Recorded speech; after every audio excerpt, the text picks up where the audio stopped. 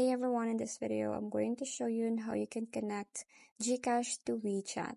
So the quick answer to that is you can't directly connect GCash to WeChat, but you can use the GCash cards with the Alipay network, which is available in China and other supported countries. This is for payments only.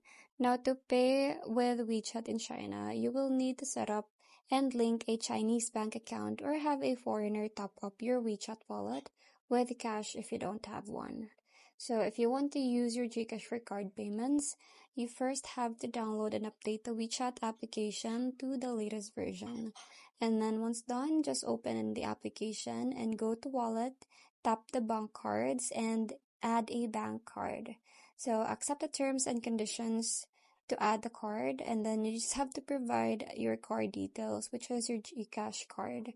And you have to also check if the GCash card is accepted for transaction in China via the Alipay network. So this is often available for payments, but might not be for all functions.